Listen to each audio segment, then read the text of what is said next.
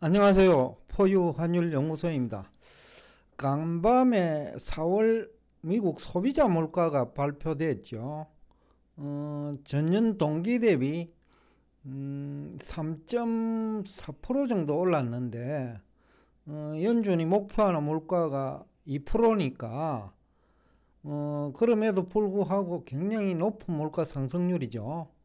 다만 경제 전문가들 예상보다는 조금 낮은 정도지 물가 상승률 자체는 결코 낮은 건 아니다.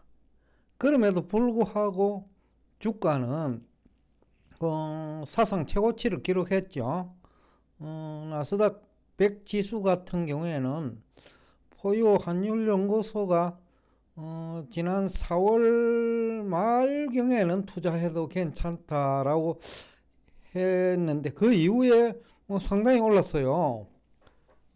제가 2보 전진을 위한 1보 후퇴라는 표현을 썼는데 그 당시 많은 경제 전문가들은 미국 경제를 굉장히 부정적으로 보았어요. 미국 경제가 껍데기뿐이다. 사실은 굉장히 위험하다. 그런 얘기를 많이 했고 포유환율연구소는 아직까지 무엇이 위험한지 잘 모르겠다. 그런 생각을 하고 있습니다.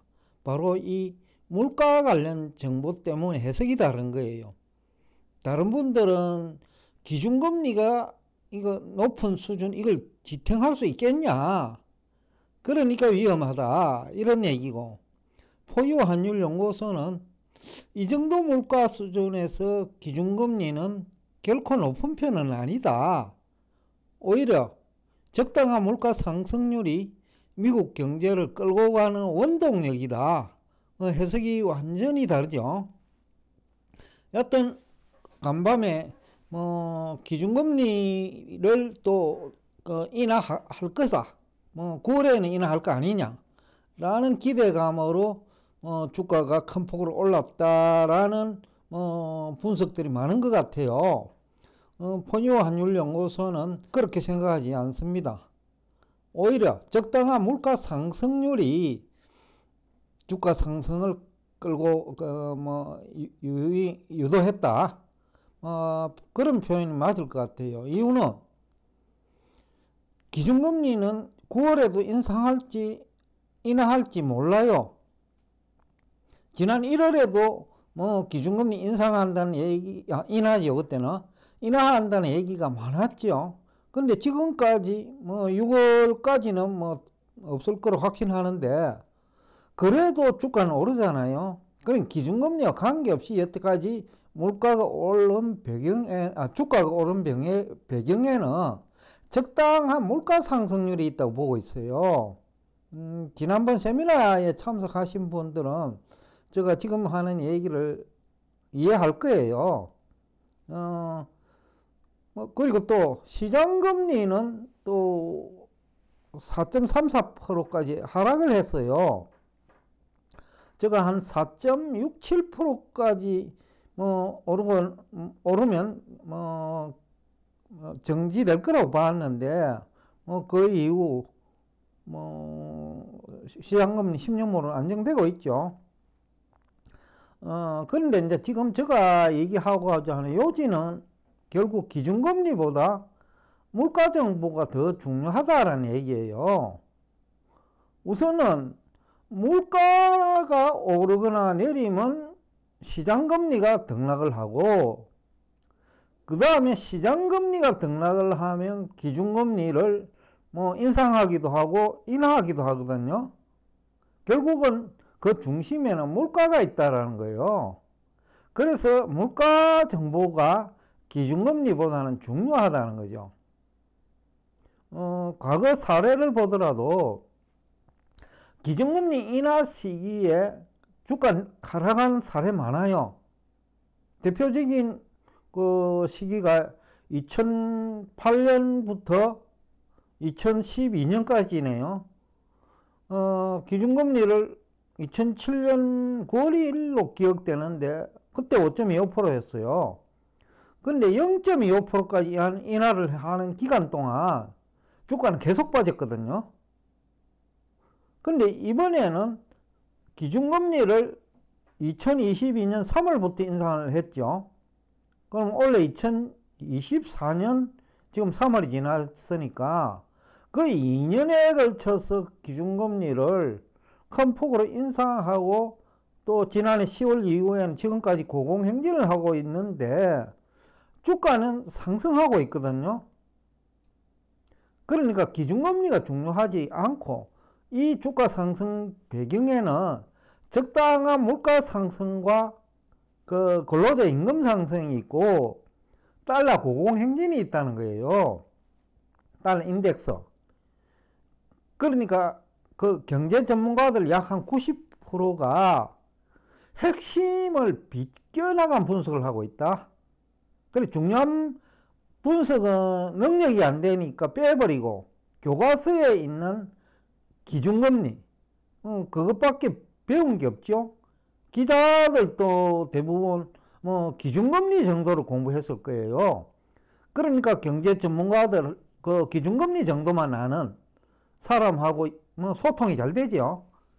뭐 시장금리 메커니즘을 알아야 뭐 기자들도 글을 텐데 그거는 어렵거든요. 어려우니까 뭐 중고등학생이 뭐 알 수 있는 뭐 중고등학생도 공부를 썩 잘할 필요도 없어요. 중간 정도 하는 사람 수준에서 뭐 기사를 쓰는 것 같은데 물론 기사는 초등학교 수준이 알 수 있는 정도로 쓰는 것이 맞죠.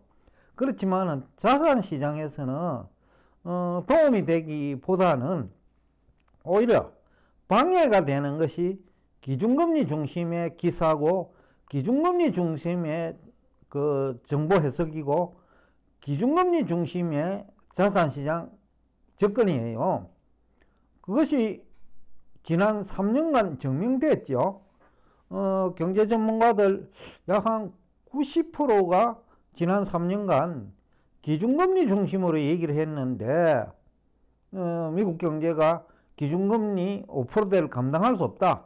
그러니까 결국은 2023년 초부터는 망가질 거다. 당연히 미국 정시도 망가질 거다. 그렇게 봤는데 아니잖아요.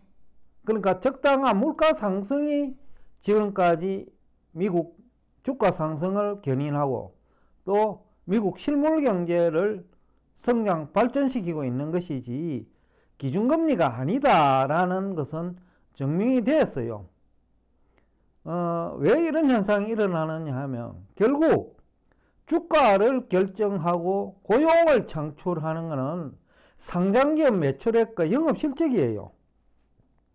그런데 기준금리보다 중요한 것은 물가 상승이죠.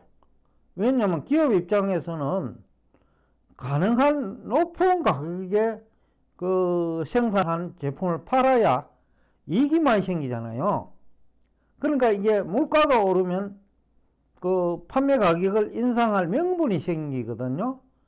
근데 물가 상승 속도는 느리고 제품 가격 인상 속도는 빠르고 폭속하거든요.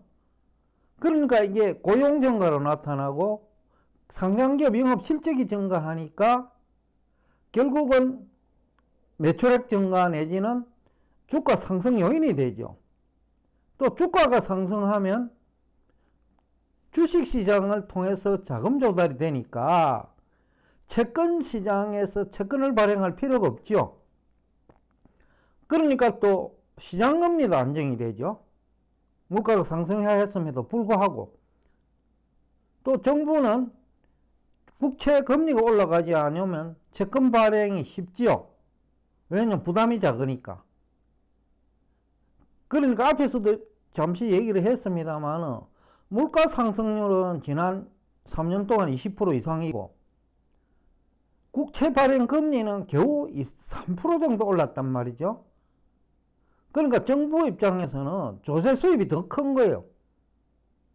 또 최근 3년간 발행한 미국 국채는 현재 채권 시장에서 유통되고 있는 국채 발행 잔액보다 훨씬 작거든요.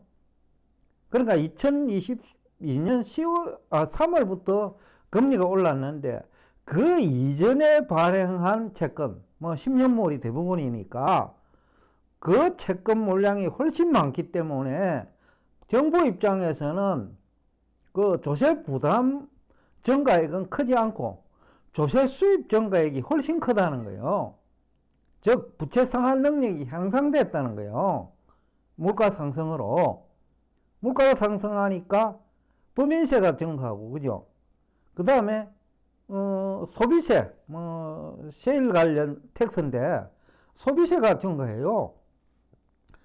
그리고 증권 거래세 내지는 증권 양도, 또 주식시장이 잘 되면 부동산 시장도 살아나잖아요. 최근에 미국 부동산 시장도 살아나고 있어요. 그리고 물가 상승에 또 부동산이 또 기여를 하고, 그러니까 선순환 구조에 들어온 거예요. 근데 이걸 두고 망한다라고 표현을 하면서 주가가 폭락할 것이다. 4월에도 한 90% 경제 전문가는 이제 미국 정시는 거품이니 붕괴되는 것은 시간 문제고 과거에 경험하지 못한 미국 경제 위기가 올 거라는 표현을 많이 했거든요. 포유환율연구소 생각과는 완전히 다르죠. 그러나 현실은 이 적당한 물가 상승 때문에, 또 적당한 물가 상승은 기업 매출액 증가, 영업 실적을 수반하기 때문에 임금 상승으로 이어지고, 그리고 추가적인 주가 상승으로 이어질 수 있기 때문에 기준금리보다는 물가 정보에 관심을 가져야 자산시장에 성공할 수 있다라는 얘기를 하고 싶습니다. 참고로 자산시장은 1등은 한 명뿐이에요. 2등은 꼴찌 중에 한 명일 뿐이다. 그러니까 100명이 있다 하면 1등만 정확하게 시장을 분석하고 2등 이하가 시장 분석에 실패했다면 그 2등이든 나머지 99명, 2등을 포함한 99명은 동일한 거예요. 그러니까 꼴찌만 존재할 뿐이지 2등은 의미가 없는 것이 자산시장이다.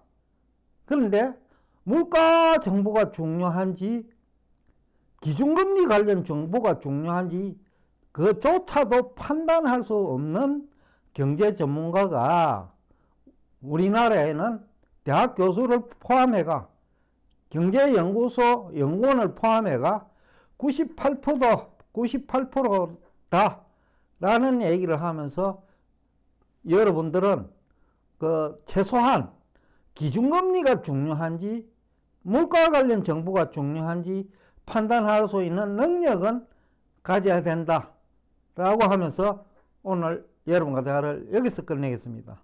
오늘도까지 경청해 주셔서 대단히 감사합니다.